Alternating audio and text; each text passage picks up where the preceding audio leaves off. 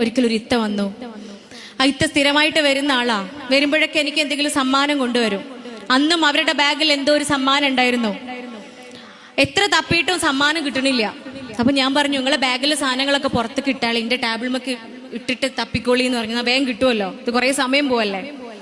അങ്ങനെ ബാഗ് ഒന്നായിട്ട് നമ്മളെ ടേബിളിലേക്ക് ചെരിഞ്ഞ് ആ ബാഗിൽ നിന്ന് സാധനങ്ങൾ തപ്പുമ്പോൾ അതിൻ്റെ ഉള്ളിൽ ഒരു ഷർട്ട് ഉണ്ട്.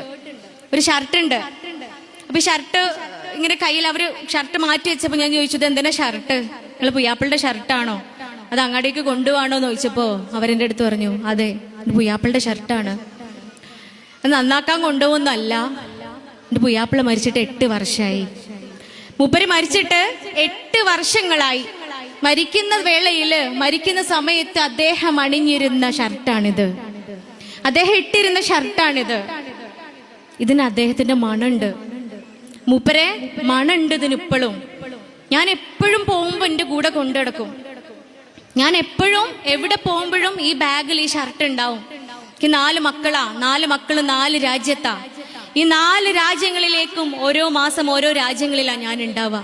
ഈ രാജ്യങ്ങളിലേക്കൊക്കെ പോകുമ്പോ എന്റെ കൂടെ ഈ ഷർട്ട് ഉണ്ടാവും. എനിക്ക് ഉറങ്ങണമെങ്കിൽ ഈ ഷർട്ട് മണക്കണം. രാവിലെ ഉണർന്ന് നല്ല രീതിയിൽ എനിക്ക് ജോലികളിലേക്ക് പോകണമെങ്കിൽ എനിക്ക് ഈ ഷർട്ട് മണക്കണം.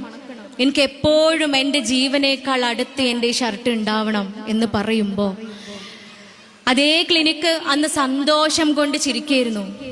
അന്ന് എൻ്റെ ജീവിതം ധന്യമാക്കിയ ദിവസമായിരുന്നു ആ ഒരൊറ്റ അനുഭവം. പ്രിയപ്പെട്ടവരെ, നിങ്ങൾ ആലോചിച്ച് നോക്കൂ. അതാണ് മാനസിക അടുപ്പം എന്ന് പറയുന്നത്. ഈ ദുഃഖങ്ങളും പരിഭവങ്ങളും പരാതികളും പ്രയാസങ്ങളും മാത്രമല്ല കേൾക്കുക, ഇങ്ങനെയുള്ള അനുഭവങ്ങളും നമുക്ക് മുൻപിലുണ്ട്. എങ്ങനെയാണ് അവരുടെ മക്കൾ മനോഹരമാവാതിരിക്കുക? എങ്ങനെയാണ് അവരുടെ മക്കൾ തെറ്റിലേക്ക് വീഴുക? ഈ രൂപത്തിലുള്ള ബന്ധമാണ് അവർക്ക് കാണിച്ചു കൊടുക്കുന്നത്. ഇനി ആത്മീയ ബന്ധം എന്ന് പറയുന്നത്